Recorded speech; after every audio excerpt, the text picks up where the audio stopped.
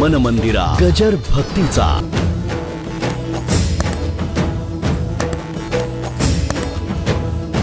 काही वेळेला आपल्याला असं वाटतं की आपल्याकडून हे कुठून आलं, तुम्हाला कळत नाही, पण ते कुठेतरी सबकॉन्शियस माइंडमध्ये ते विचार चालू असतात आणि ते एकदम असे पुढे येतात. तुम्हाला नड पडेल तेव्हा ते पुढे येतात. नाहीत असे म्हणू नका, ते कुठेतरी तसं तो वेणू ऐकण्याकरता बाहेरचं कॉन्शियसनेस संपेल तेव्हा सबकॉन्शियस अवस्थेमध्ये गेल्यानंतर भगवंताची वेणू ऐकायला येईल. म्हणून ती काय सांगतात, झोपून गेली. देह गेह कर्म सारोनी शेजे पहुडली निज समाधानी. नाही का, बायका अगदी जेव्हा शेवटा येऊन झोपतात ना, पुरुष काही नाही, आपलं खाल्लं पेल्लं की, म्हणून ही गवळणीची कथा आहे, पुरुषाची नाही, गोपीची आहे. पुरुष काय आपलं जेवण बिवण झालं, सबंध दिवस काम करून थकलेला असतो, काय पलंग बिलंग असेल तर चादर सुद्धा नीट घालत नाही, जरा बाजूला सारतून देतं टाकू. मग ती म्हणते, अहो काय हो तसेच झोपला का तुम्ही काय? पण ती तशी येत नाही, सगळं विरजण बिरजण लावून झाकून पाकून काय ओटा बिटा स्वच्छ करून सगळं व्यवस्थित करून झाकून पाकून, कुठे काही लोणच्याची बाटली उघडी नाही ना, दहीचं विरजन काही झालं नाही ना, नीट नेटकी येऊन पडले बाय.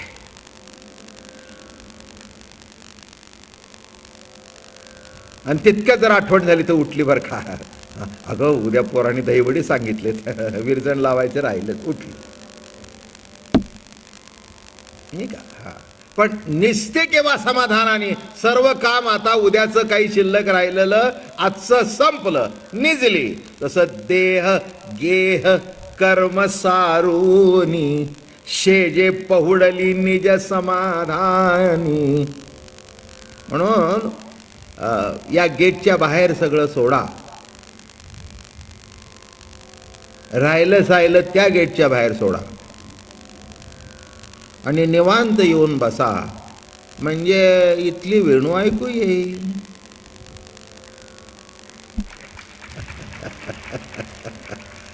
काय म्हटलं मी? म्हणून देवळात जाताना सुद्धा पहिल्यांदा चप्पल पायरीजवळ काढून ठेवाव्या लागतात. तत्वज्ञान काय त्यातलं नाही का? काय चप्पल काढून डायरेक्ट देवापर्यंत जाता नाही ना? नाही. मग पहिल्यांदा पायरीजवळ काय करता, चप्पल काढून ठेवता. मग चप्पल काढून ठेवल्यानंतर ठण तिथे एक नाद केला जातो, ते एक असं सर्कल वेव तयार होतात नाही का? मग आल्यानंतर चप्पल काढून ठेवली, घंटी वाजवली, मग उगीच लाईनीत कोण आहे उभं ते बघत बसतो.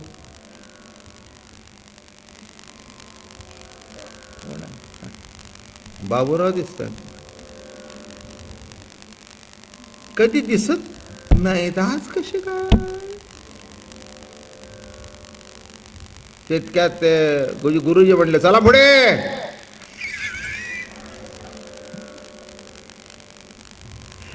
आले गणपती. काय घडलं?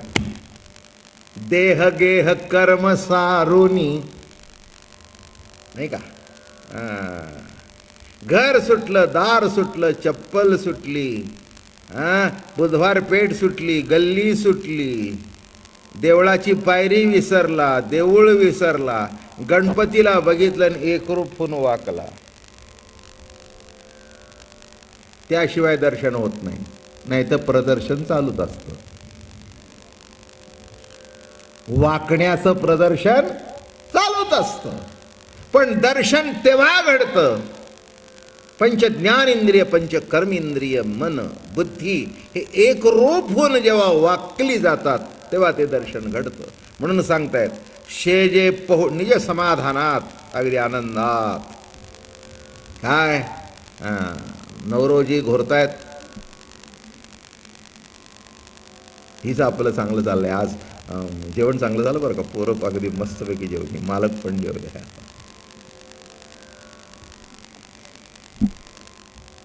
लक्षात ठेवा, सगळं बाह्य जग संपतं तेव्हा अंतःकरणातली जी वेणू वाजते तिचा आवाज येतो.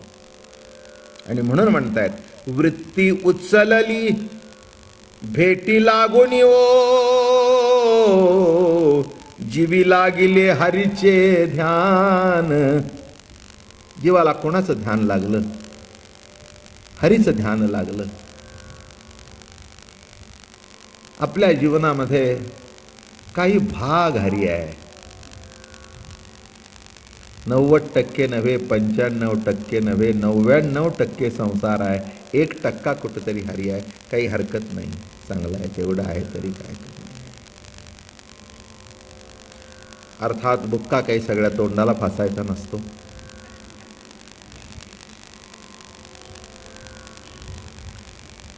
नाही का?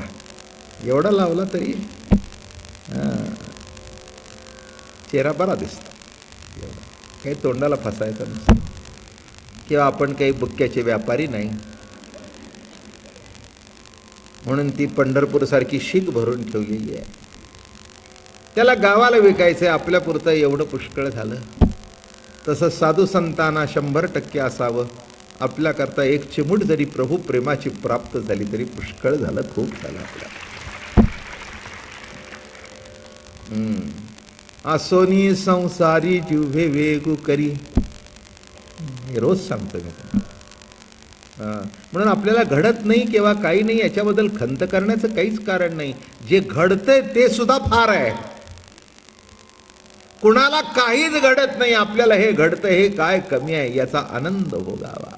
म्हणून या ठिकाणी म्हणाले जीवी लागिले हरीचे, काही केले न राहे मन, प्रेम पडी भरे येतसे स्पुंदून, हर चरणी ते वेधिले मन हो. आपलं मन नको तिथे जातं, विषयाकडे जातं, कामाकडे जातं, क्रोधाकडे जातं. हरीकडे मन लागतं का? हरीने हारिले माझे चित्त, हरीने हारिले माझे चित्त, भारवित्त विसरली, भारवित्त विसरली, आता कैसी जाऊ घरा. घरा म्हणजे आता माझं मन त्याच्यात इतकं एकरूप झालं, आता देह प्रतितीकडे ओळू कशी. आता कैसी जाऊ घरा, बरा नव्हे लौकिक, आता कैसी जाऊ घरा. हरीने माझे हरिले चित्त. आता एकदा त्यांनी चित्त हरल्यानंतर काही घरी जाण्यात तरी काय अर्थ आहे का? अहो, त्या संसारात तरी काय अर्थ आहे का? मन गाव फिरतंय ना आपलं उगीच तिथे काहीतरी करत राहायचं काही अर्थ नसतो, काही अर्थ नसतो.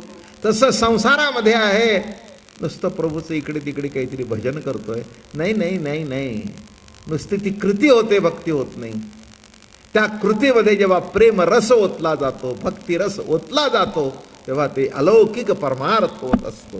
म्हणून महाराज म्हणाले लाज सांडोनी झाले निर्लज्ज, सासू सासऱ्यासी नाही मज काज, माया माहेर अंतरले सहज, हरिचरणी तो वेधिले निज हो. काय म्हणताय? लाज. एक लक्षात घ्या तुम्ही, परमार्थामध्ये निर्लज्ज झाल्याशिवाय परमार्थ होत नाही. व्यवहारात होऊ नका. रोजच्या जीवनामध्ये निर्लज्ज झाला तर आयुष्यातून उठायची पाळी येईल. परमार्थामध्ये निर्लज्ज झाला तर प्रभू तुमचा स्वीकार करायला तयार आहे. एक लक्षात ठेवा, कुठेतरी ह्या मर्यादा सगळ्या आहेतच. काय सांसारिक जीवनामध्ये निर्लज्ज होऊन जमेल का? नाही जमणार, नाही जमणार. काय किती जरी तुम्हाला माझं प्रवचन आवडलं सगळ्यांना, पण प्रवचन संपल्यानंतर घरी जायलाच पाहिजे. इथे बसून जमेल का? नाही, जमणार नाही. ऐकलं? 1 तास आनंद मिळाला, तो 1 तास पुढच्या येईतपर्यंत भोगा. राहून जमणार? मला तरी बसायला जमेल का? नाही. माझं सांगणं तुम्हाला आवडतं आणि मला सांगायला आवडतं, तरी 1 तासापेक्षा मी जास्ती बोलू शकत नाही. ती कुठेतरी मर्यादा आहे. म्हणून या ठिकाणी महाराज म्हणाले, लाद सांडोनी झाले निर्लज्ज. एक ओवी सांगू का? निर्लज्ज करिता हरी कीर्तन चारी मुक्ती चरण वंदिती.